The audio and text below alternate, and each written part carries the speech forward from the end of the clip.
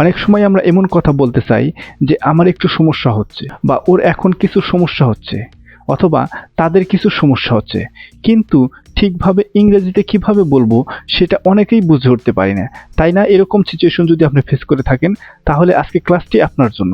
আজকে ক্লাসে আমরা একদম সহজভাবে শিখব কিভাবে হ্যাভিং প্রবলেম ব্যবহার করে ইংরেজিতে এমন বাক্য তৈরি করা যায়। Hello everyone, welcome back to the another episode of our spoken English learning journey, where we grow our English skills step by step every single day. Okay, চলুন তাহলে আমরা আজকে ক্লাসের স্ট্রাকচার এবং সিচুয়েশনটা ভালোভাবে বুঝে নিই। কারণ আমরা যদি সিচুয়েশন এবং স্ট্রাকচারটা ভালোভাবে বুঝতে পারি, তাহলে আমাদের জন্য আমাদের ডেইলি কনভারসেশন ইংলিশে কথা বলা খুবই সহজ হয়ে যাবে। চলুন তাহলে প্রথমে আমরা আগে সিচুয়েশন এবং স্ট্রাকচারটা ভালোভাবে শিখে নিই।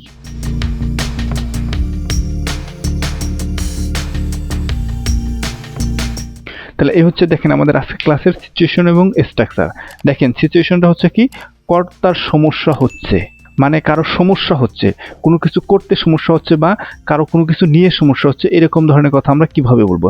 তাহলে আমরা প্রথমে আগে বেসিক স্ট্রাকচারটা শিখে নিই যে এই সিচুয়েশনের বেসিক স্ট্রাকচার দিয়ে আমরা কিছু বেসিক বাক্য কিভাবে তৈরি করব। দেখেন স্ট্রাকচারটা যদি আমরা বুঝি, subject plus be verb plus having problem plus dot dot, অর্থাৎ বাক্য সম্পূর্ণ করতে এখানে যতটুকু প্রয়োজন ততটুকু বসবো। দেখেন এই স্ট্রাকচারে একটা জিনিস বোঝার বিষয় হচ্ছে কি, বিভি অর্থাৎ বি ভার্ব কাকে বলে। আই থিঙ্ক আপনারা এখন জানেন যে বি ভার্ব কাকে বলে, কারণ আমি আমার বিগত প্রত্যেকটা ক্লাসেই বি ভার্ব নিয়ে আলোচনা করে আসছি। তারপরেও যদি আমরা আজকের ক্লাসের সিচুয়েশনের স্বার্থে যদি শিখি, বি ভার্ব হচ্ছে আরটি, am is are was were be been being, এই আরটি হচ্ছে বি ভার্ব। তো চলুন তাহলে এখন আমরা দেখব যে এই স্ট্রাকচার দিয়ে এই সিচুয়েশনে কিভাবে স্মার্টলি ইংলিশে কথা বলা যায়, তার জন্য কিছু রিয়েল এক্সাম্পল। যদি আমার এই ক্লাসটা বা আমি যেভাবে বুঝাই তা আপনার কাছে ভালো লাগে, তাহলে চ্যানেলটি অবশ্যই সাবস্ক্রাইব করে রাখুন, যাতে এমন আরও দরকারি ভিডিও আপনি মিস না করেন। আর যদি আপনি অলরেডি সাবস্ক্রাইব করে থাকেন, তাহলে আপনাকে অসংখ্য ধন্যবাদ। চলুন তাহলে আজকে ক্লাসে মূল আলোচনায় ফিরে যাই। দেখেন, আই অ্যাম হ্যাভিং প্রবলেম। দেখেন আমাদের আজকে ক্লাসের এই সিচুয়েশনের এই স্ট্রাকচারের মাধ্যমে প্রথম এক্সাম্পল যদি আমরা একটু সহজভাবে বুঝি, আই অ্যাম হ্যাভিং প্রবলেম মানে আমার সমস্যা হচ্ছে। দেখেন আমাদের সিচুয়েশনটা হচ্ছে কি, কর্তার সমস্যা হচ্ছে বা মানে কোনো সমস্যা হচ্ছে, এরকম সিচুয়েশনে আমরা ছোট ছোট বাক্য কিভাবে তৈরি করব সেটাই শিখবো আমরা আজকে ভিডিওতে।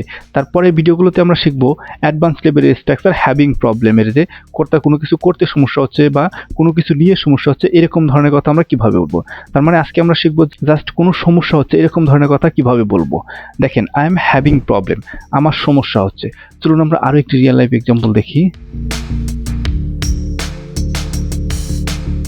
দেখেন তারপরে এক্সাম্পলটা হচ্ছে কি, যে শি ইজ হ্যাভিং প্রবলেম, তার সমস্যা হচ্ছে। আই থিঙ্ক আপনারা এখন বুঝতে পারতেছেন যে কর্তার সমস্যা হচ্ছে এরকম সিচুয়েশনে এই স্ট্রাকচারের মাধ্যমে কিভাবে সেন্টেন্স গঠন হচ্ছে। চলুন আমরা আরও একটি রিয়েল লাইফ এক্সাম্পল দেখি। দেখেন তারপরে এক্সাম্পল হচ্ছে কি, দে আর হ্যাভিং প্রবলেম, তাদের সমস্যা হচ্ছে। আই থিঙ্ক আপনারা এখন বুঝতে পারছেন যে কর্তার সমস্যা হচ্ছে এরকম ধরনের সিচুয়েশনে এই স্ট্রাকচারের মাধ্যমে কিভাবে সেন্টেন্স গঠন হয়, এবং আপনি আপনার রিয়েল লাইফে এই স্ট্রাকচার ইউজ করে কিভাবে স্মার্টলি ইংলিশে কথা বলবেন।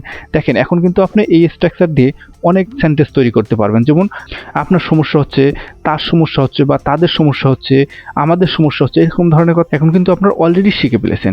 যদি আপনারা এই স্ট্রাকচারটা ভালোভাবে বুঝে থাকেন, তাহলে আপনাকে অবশ্যই প্র্যাকটিসের জন্য কমপক্ষে 5টা সেন্টেন্স তৈরি করতে হবে, এবং আপনার রিয়েল লাইফ সিচুয়েশন থেকে এরকম ধরনের সিচুয়েশনের তারপর এই স্ট্রাকচারের মাধ্যমে ইংলিশে কনভার্ট করে প্র্যাকটিস করতে হবে। তাহলেই আপনি এই স্ট্রাকচারটা খুব সহজেই রপ্ত করতে পারবেন এবং আপনার ডেইলি কনভারসেশন ইউজ করে স্মার্টলি ইংলিশে কথা বলতে পারবেন। তাহলে আজকে ভিডিও এ পর্যন্তই, দেখা হবে পরবর্তী ভিডিওতে আমাদের হ্যাভিং প্রবলেমের অ্যাডভান্স লেভেলের স্ট্রাকচার নিয়ে। So till then keep practicing and stay motivated.